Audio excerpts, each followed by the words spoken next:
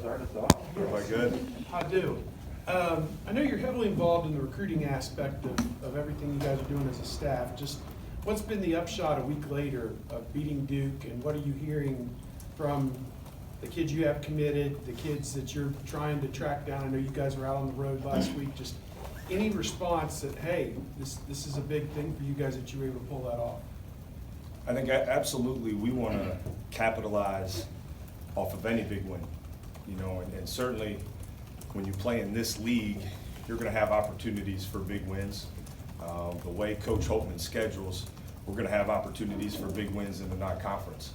So I'd be lying if I said there wasn't a little extra, in the conversations and things post those type of wins as far as recruiting goes. And I think the response is, obviously our committed guys were really excited. They were all tuned in and locked into that game.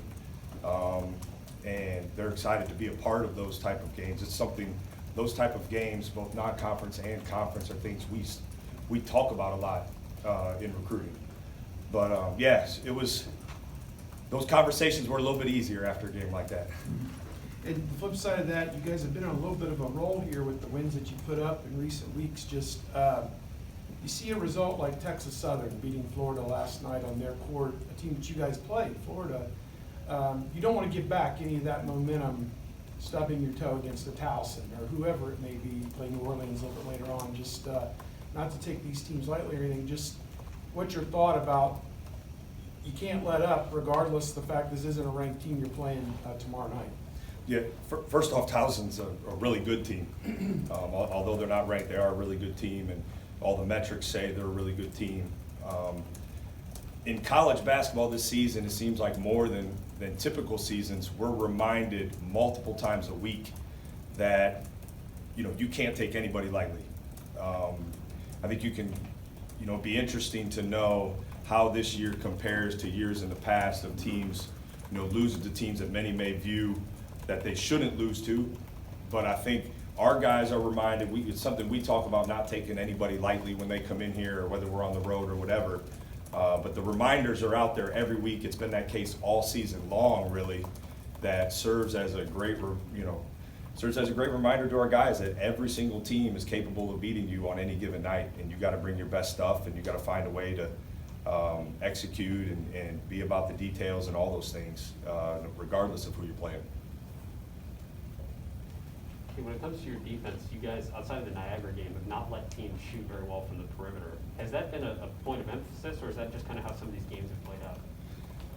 Yeah, we've changed some things up, as far as schemes go on the defensive side this year, and part of that we felt like would help put our personnel in better situations. One of the things we talk about a lot on that side is we want to contest every shot. We're trying to, limit the amount of times we have to be in rotation where teams are getting those open looks. But guys are held accountable for not contesting. I think we've put even more we've intensified the focus on that, and I think it's helped.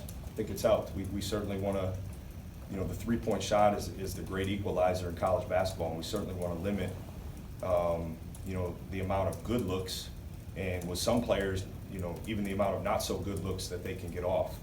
So I think we've made some adjustments to our scheme to fit our personnel this year, and that's certainly one of them. How much of that in the offseason was it a point of emphasis? Because obviously, the defensive struggles last year were well documented. It wasn't just three-point shooting, but when you were trying to figure out how this team would look and what you guys could do, how much was that a point of emphasis? Yeah, it was. We are looking into the numbers, this offseason. We evaluated games we lost and why we lost and the struggles we had on the defensive side of the ball, and we took all of that into consideration as we kind of put our scheme together this year. The one thing I think Coach Holtman does an elite job at is he tweaks his system on both sides of the ball from year to year. You can't look at Ohio State and say, well, they played the exact same way this year that they did last year or 2 years ago or 3 years ago. And I think he deserves a lot of credit for that, because we're constantly trying to put our guys in situations to be successful. That's obvious offensively, but certainly on the defensive side of the ball too. To that end, on defense, Michi just told us that everybody gets a Buckeye if you guys hold an opponent under 38% shooting. Can you talk, is that a new thing, or is that, I mean, what other incentives you guys have for defensive performance like that? I'll take 38. I've been giving them 40 and a win. But we felt like going into this year, you know, we had to raise our level of accountability on that side of the ball. Depth has been a strength for us, especially obviously with some of the injuries we've dealt with. But you know, it's been a strength for us. So I think that allows you to really stress accountability too. And that's something we wanted to do on the defensive side of the ball. And I think guys deserve to be rewarded when they execute a game plan very well. We actually grade guys individually. It's a little bit of a football model, you know, in that regard, but we're grading guys individually on their defensive performance after every game. That stuff is announced to the team. You know, it's just those forms of accountability, and our guys have kind of, they've grabbed the hold of that and take a lot of pride in getting one of those Buckeyes. So, yeah, it's been fun to see the importance put on that. I'm glad he mentioned that. And then Kyle Young obviously hitting 4 threes the other night. A coach said on the radio too that you know, he's actually one of the, you know, the best shooters on the team in terms of practice and things like that. What does it do for the team when a guy like that's not necessarily expected to come in hitting a bunch of threes, hits those threes, and you know, what have you seen of him in practice? You know, hitting shots like that too. Yeah, we expect him to do that. Now, obviously, 4 for 4 is great. I don't know if it's fair to put that on anybody, game in and game out, but we expect him to make shots, and I think it opens up the floor for us offensively in ways that we might not have when he's not on the court. His size and ability to bring defenders away from the rim, to give space for guys to drive, to allow us to run some different wrinkles offensively is critical. And we need him to shoot more. I mean, we want him to be aggressive. He's got the green light. I know Coach has said it. I'll echo it. He has been one of our most consistent shooters. We charge shooting drills.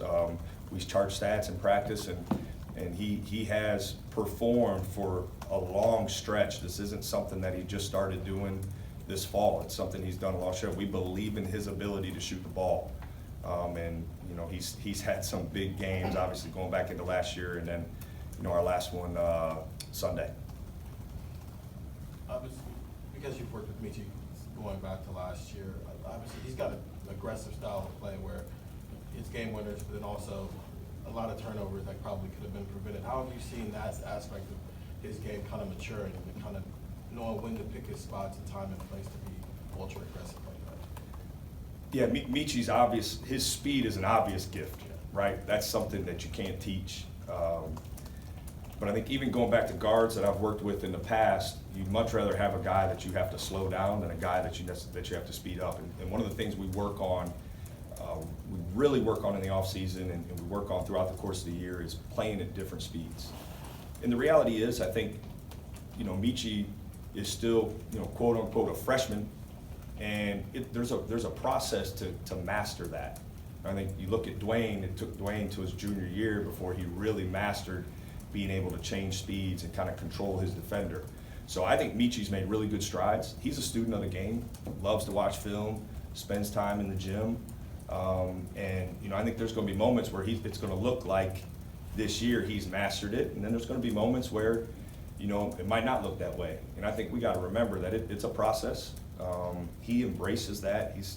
He's kind of leaned into that, and there's times where he's going to hit some home runs out there, and maybe times where, you know, it gets out of control. But I think as long as he continues to show growth in those areas, which I know he will, it's going to really serve him well individually and serve our team well. I know we live in this world like positionless basketball, but because of what his style of play is, where is he better at, on the ball or off the ball, as far as being a guard? Yeah, I don't know if it's fair to say where he's better at. I think we just have to acknowledge that he can do both.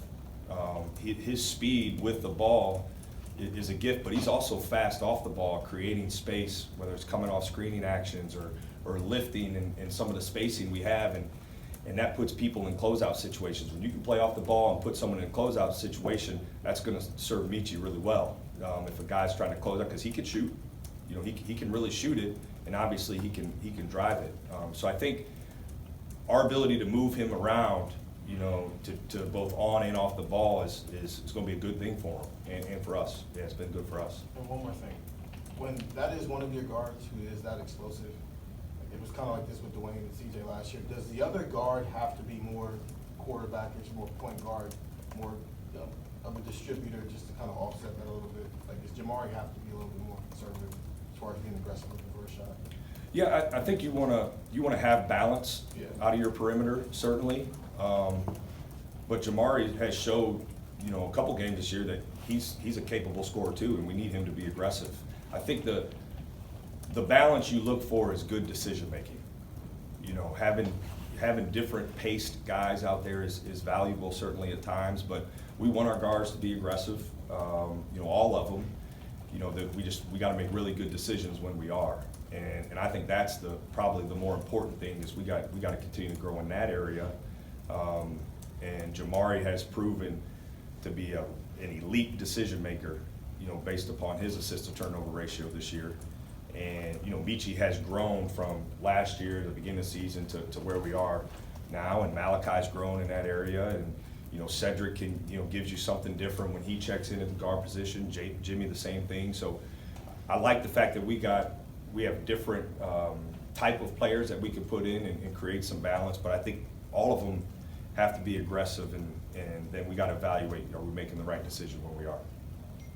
We've talked about Michi a lot, and I'm curious about how have you seen him grow over the course of this year, especially defensively, especially with the kind of him being side by side with Jamari every day, and kind of learning from him and the defensive style that he provides. How have you seen him grow? How have you seen Malachi grow in the same vein? Yeah, well certainly Jamari, going up against Jamari every day in practice will help you improve your ball handling. His ability to pressure the ball is special. But I think, you're talking about a guy who's been in college 5 years, versus a guy who's really in his first year, multiple guys who are in their first year. So there's, little things throughout practice in film that they're able to pick up on. We work out, a lot with guys individually, but we'll also work out Jamari and Michi together, or Malachi and EJ together. So you have guys, an upperclassman and an underclassman, and those upperclassmen have a voice in those workouts, and they're talking through things. So I think the constant communication that exists within our team for our older guys and younger guys has been very beneficial to kind of help those young guys along. Because let's be honest, it's hard to make a transition from high school to college at this level. It's really hard, and everybody's transition looks a little different. That adjustment looks a little different for each guy. So I think our young guys, Malachi and Michi both, and I think you could throw in our sophomores too, have all progressed well. We got to keep doing that, but their willingness to learn and hear out and give an ear to our upperclassmen, and the fact that we got great upperclassmen has certainly been beneficial. And obviously, like, Jamari's just that, fifth year senior that his final year in college basketball, this defensive stalwart that you guys bring in to kind of represent this change in mentality. And I'm curious about, the reason why I'm asking is, is that something that, say, Michi, Malachi, or the guys coming up, like, is that something you expect them to continue to kind of take on, maybe not the skill that Jamari has, because obviously that's developed over time, but is that something that you kind of expect, you're like, okay, learn from this guy so you can teach it to other guys moving forward? Yeah, absolutely. And one thing we do a lot of is we watch film together as a team. And, when Coach is speaking to Jamari in that clip, or speaking to EJ in that clip, he's speaking to everybody. So film is such a valuable tool, and I think our young guys have dedicated a lot of time to utilizing that to help their game. And there's certainly things throughout the course of a game that a guy on the court may make a great play or make a mistake, and then you'll see guys on our staff go talk to guys on the bench to kind of, exaggerate that point. So it happens during the course of the game, happens post-game, happens in prep and practice. But we got really good guys on our team, and there's an eagerness to learn, and I think that's why you see some of these guys growing at the rate they're growing. Jake, did Coach Diebler have to slow you down or speed you up when you were playing? Yeah, there wasn't. Those of you who know my dad, there wasn't much slowing down. Right. It was go hard all the time, as hard as you can. And I love him for that. I pay for it when I wake up in the morning. But yeah, I didn't learn that until I got to college, where I had to learn to slow down. But yeah, there wasn't any slowing down in my house.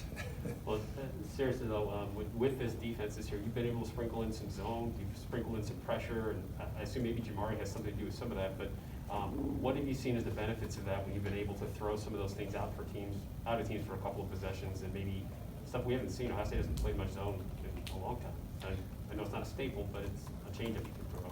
Yeah, I think we're constantly evaluating throughout the flow of the game how we can keep the other team off balance offensively.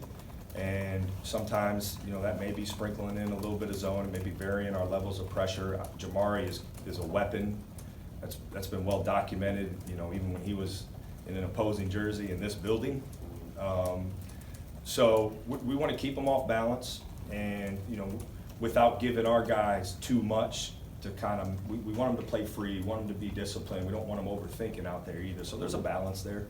But we want to try and, be a little bit unpredictable at times during the flow of the game.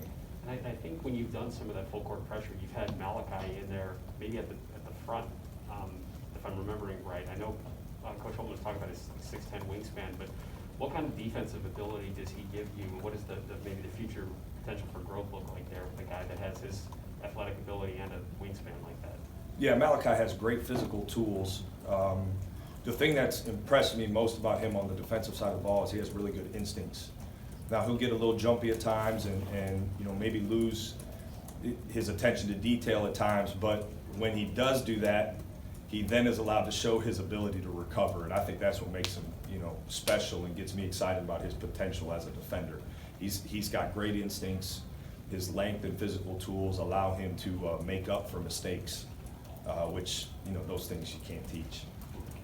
I've got two more. Just coming into the season with these guards, not all young guys, but a lot of new guys at the very least, how did that kind of change your guys' game plan of how we're going to do things when you're working with freshmen, you're working with veterans, but veterans coming to a new system? Even Jimmy didn't get a full year last year here. How did that change the approach this year with a whole new set of guards? Yeah, we had to get back to basics. I think even going back to our individual workouts this summer, and again, Coach and Coach Peden deserve a lot of credit for, adjusting our offensive style or our offensive plays, our scheme, like all those things that they're constantly evaluating how they can put our guys in the best situation. The reality is we can't do some of the same stuff we might have done with Dwayne and CJ because they have been in our program for so long. So we have, they've found other ways to put guys in great situations that fit their skill set or fit their experience level. But I think the one thing that we're trying to focus on with our perimeter is continuing growth throughout the course of the season. We don't want to stop growing just because the season's arrived or just because Big Ten play started. We want to continue to grow throughout the course of the year, and I think that'll be important for us and our team as we go through our schedule, that they're continuing to improve and get more comfortable. But there's no question, you're seeing it all across college basketball, the benefit of experience. Not all experience is created equal, right? Some experience is within your program for 4 or 5 years. Some experience is from another program that you're just getting for a short-term time. So I think we're just constantly evaluating how we can put our current roster in great situations and then making sure we're growing throughout the course of the year, especially on the perimeter. All right, finish up back here. You talked quite a bit about Jamari's intensity and defensive intensity. What are the young guys teaching him and teaching you guys about that? Because there's a certain level of, almost ignorance is bliss when it comes to intensity on defense and being young and all of that comes with it. What are they teaching Jamari, and what do you think they're teaching you right now about defensive intensity? Yeah, great question. I think they're teaching me patience, teaching me some patience at times. But, the one thing I love about this group is when we've been really good, we've erred on the side of aggressive. And I think our young guys have helped set that tone, certainly. Whether it's offensive or defensive, like they've been aggressive, and their mistakes have been aggressive. And Jamari certainly can benefit, and has benefited from being, seeing other guys be aggressive, because he's got to be aggressive. So, Yeah, me personally, patience, and making sure we're keeping it simple. But I love the aggressiveness that we've been able to play with on that side of the ball. And I think a lot of that has been, obviously, Jamari has helped with that, but a lot of that's been some of our younger guys that have helped, raise that, which we weren't necessarily able to do last year.